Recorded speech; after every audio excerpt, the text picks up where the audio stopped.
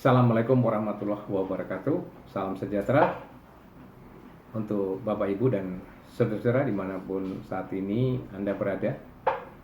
Semoga kita semua di dalam keadaan yang sehat walafiat, tak kurang satu apapun, dalam lindungan Tuhan yang Maha Esa. Saat ini saya tergelitik ingin ikut mengomentari tentang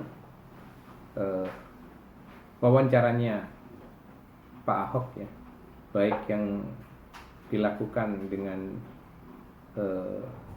Saudara Daniel Amanta maupun dengan Ted Andy ya, di dalam wawancara dengan Andi Noya berkaitan tentang pengungkapan masalah pribadinya, masalah privasinya, ya, aib kehidupan rumah tangganya dalam konteks perceraian. Mengapa ini saya komentari? Karena alasan saya bukan untuk ikut campur di dalam urusan pribadi atau privasi Pak Ahok, ya, itu di luar konteks kita. Tetapi kalau saya mengomentari oleh karena saya memandang ada ketidakpatutan yang dilakukan oleh Pak Ahok di dalam konteks mengumbar aib rumah tangganya sendiri. Persoalan perceraiannya sebenarnya sudah selesai, sudah definitif itu. Ya. Pengadilan sudah memutuskan dia bercerai dan mestinya seluruh argumentasi yang dia kemukakan itu sudah diangkat, itu sudah dikemukakan di dalam gugatan cerainya dan pengadilan sudah menerima itu sehingga ada vonis perceraian itu. Ya, gugatan perceraian itu diterima. Artinya itu sudah selesai. Dan jangan dilupakan bahwa untuk kasus perceraian itu pengadilannya pun tertutup. Karena itu dianggap adalah kasus privasi ya, yang tidak patut untuk ditonton, tidak patut dibuka untuk umum. Jadi pengadilan saja sifatnya tertutup. Nah, tetapi di dalam dua wawancara ini ternyata seorang Pak Ahok ini mengagetkan wataknya, karakternya. Ya, saya melihat tidak cukup mumpuni moralnya. Karena terpancing hanya dengan wawancara itu mengumbar aibnya. Tentang bagaimana cerita sehingga dia bercerai dan sebagainya. Itu kan persoalan pribadi ya, yang tidak perlu diungkapkan secara publik. Ada ketidakpatutan di situ. Ketidakpatutan ini menjadi salah satu ukuran untuk melihat bagaimana sesungguhnya kelas mental, kelas watak, ya, kelas karakter, kelas kepribadian Pak Ahok. Dengan peristiwa pengungkapan itu secara publik, peristiwa pengungkapan aib rumah tangganya ke dalam publik yang sudah lewat sebenarnya. Itu saya menjadi bertanya-tanya gitu ya. Kok seperti ini karakter Pak Ahok? Sama sekali nggak patut itu. Ya. Sebenarnya ya Ibu Vero punya hak gitu untuk menggugat kembali. Bisa dengan pasal pencemaran nama baik, bisa dengan fitnah dan lain sebagainya. Kan itu kan urusan privasi. Ya, kenapa harus diungkapkan ke publik gitu. Nah, itu yang menjadi tekanan saya. Kalau tentang teologisnya bahwa dia perceraian itu saya tidak mau berdebat gitu ya, karena memang teologis ini sekali lagi macam-macam. Tapi bahwa ada satu hal penting bahwa di dalam Alkitab itu dimungkinkan orang bercerai. Baik itu teologinya Yesus sendiri, ya, orang diizinkan bercerai oleh karena perzinahan, oleh sebab perzinahan, dan saya tidak ingin menafsirkan ini terlalu berlebih-lebihan, pokoknya diizinkan. Yesus membuka pintu itu. Dan yang kedua teologi Paulinis yang mengizinkan perceraian oleh karena iman, karena ketidakcocokan iman. Ya. Tetapi dua-duanya tidak perlu dijadikan konsumsi publik, gitu. Ya. Tidak perlu harus diungkapkan, apalagi peristiwanya sudah lewat dan Pak Ahok sudah menikah kembali. Kenapa harus diungkit kembali cerita itu? Sebenarnya biarlah itu menjadi catatan pribadi saja. Ya, tidak patut hal semacam itu diungkapkan ke publik. Gitu. Nah, tentu ya kami berharap bahwa Ibu Vero tidak menggunakan haknya, tidak perlulah melayani hal-hal semacam ini. Tetapi percayalah bahwa dengan peristiwa pengungkapan aib oleh Pak Ahok itu menjadi bumerang sendiri untuk dia. Ya, percayalah bahwa masyarakat itu cerdas, bisa menilai, bisa mengukur karakter Pak Ahok itu. Percayalah bahwa kalau yang dulu umat minoritas itu, umat Tionghoa, umat Kristen, dan umat yang lain, ya selain Kristen Tionghoa yang mendukung Pak Ahok dengan rasional karena simpati, karena melihat beliau itu berprestasi dan bersih, sekarang akan kehilangan simpatinya karena melihat tabiat beliau itu yang mengumbar aibnya sendiri kepada publik.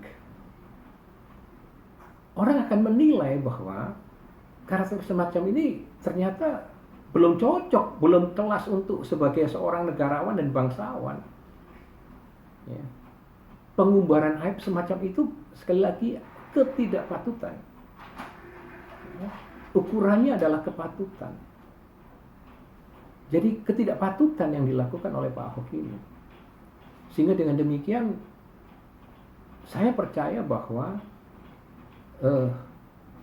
akan banyak masyarakat yang dulu bersimpatik, yang dulu mendukung secara politik, akan melepaskan simpatiknya dan tidak akan mendukung Pak Ahok lagi.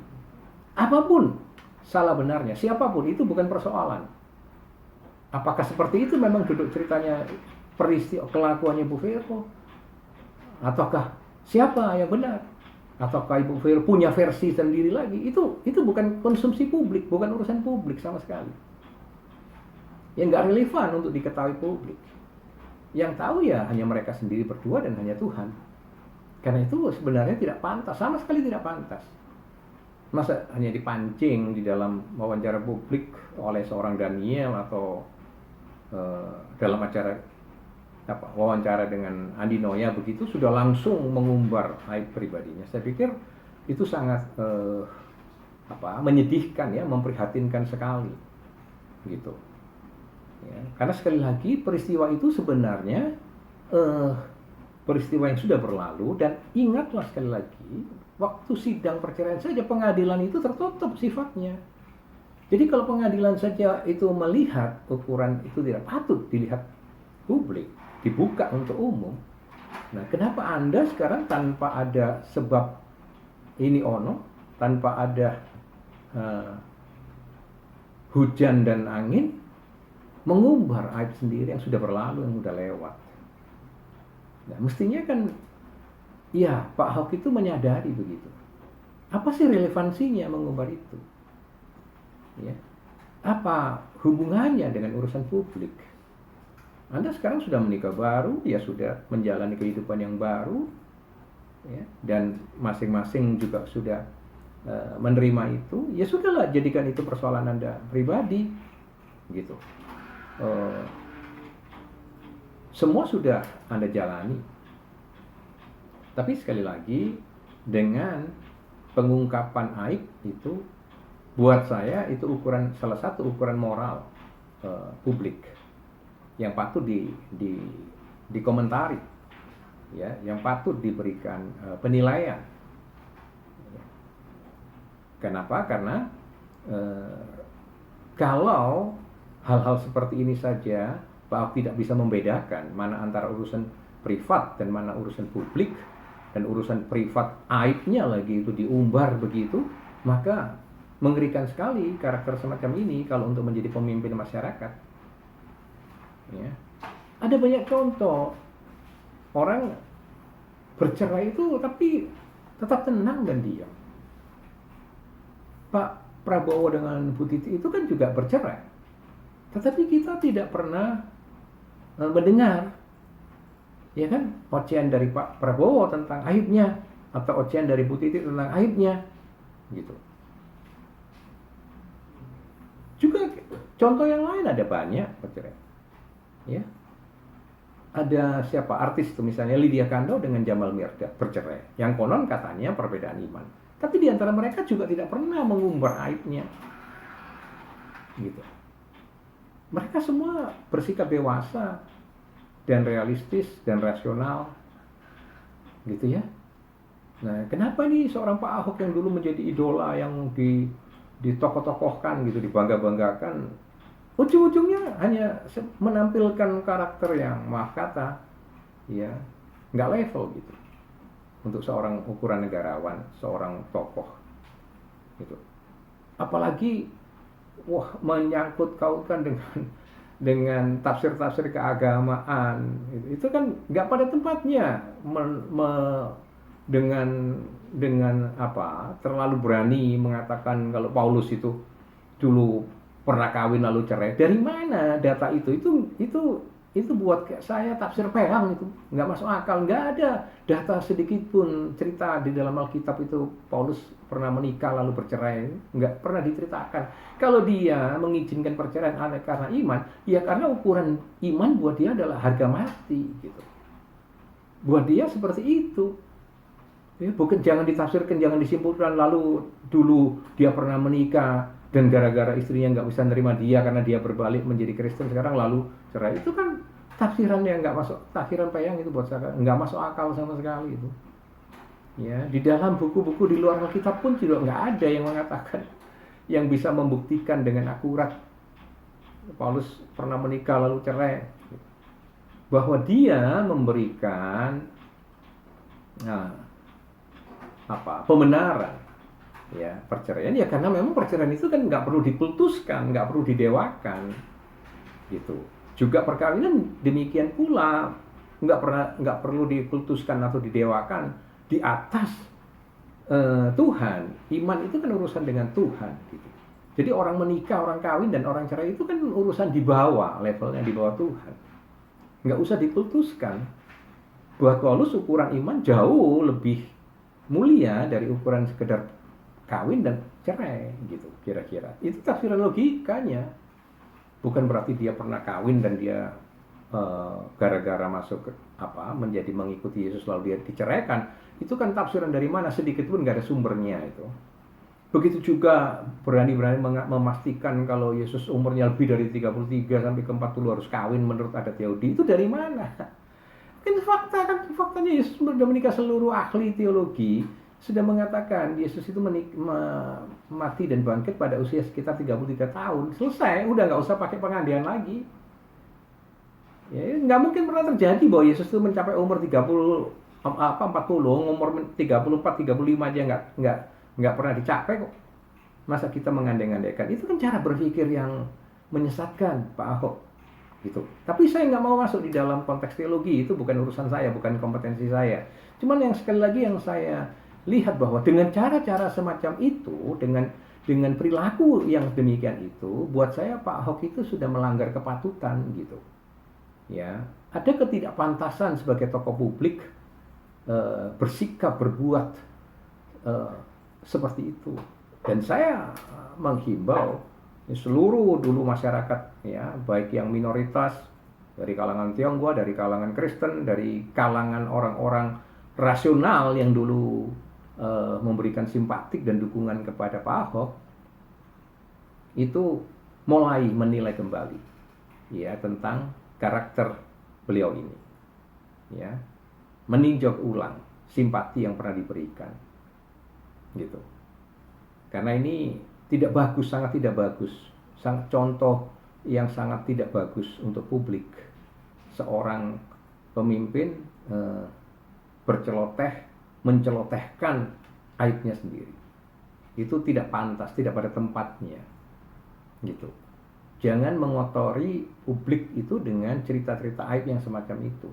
Sebenarnya adalah sangat bersimpati kalau Pak Ahok itu menceritakan bagaimana sekarang ya memperbaiki Pertamina misalnya, karena kan Anda sekarang udah menjadi komisaris utama Pertamina gitu ya, atau bagaimana visi ke depan ya untuk ikut membangun Indonesia ini misalnya, itu kan jauh lebih bersimpatik gitu, daripada ngumbar aib. Itu nggak relevan sama sekali, nggak bermutu Pak Ahok. Ya, itu benar-benar melanggar kepatutan. Dan dengan ini saya percaya bahwa simpati publik pasti akan berkurang banyak, pasti akan menurun.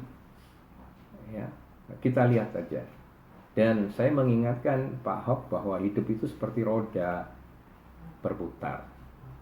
Tidak perlulah kita itu semena-mena. Ya, kalau orang Jawa bilang urip ojo dumeh.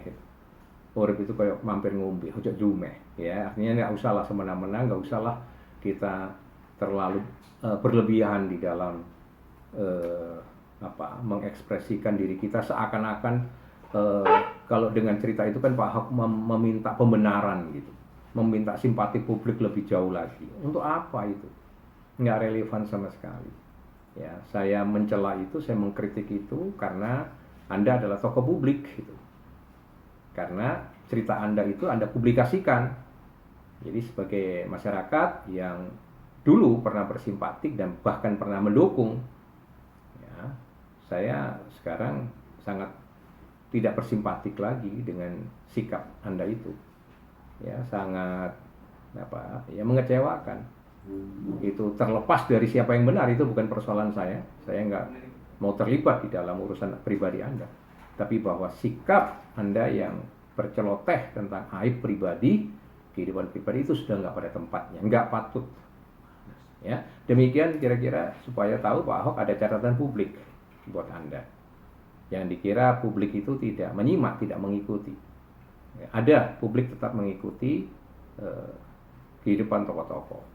Mana yang perlu diteladani, mana yang tidak, masyarakat tahu. Demikian catatan kami. Terima kasih. Assalamualaikum warahmatullahi wabarakatuh.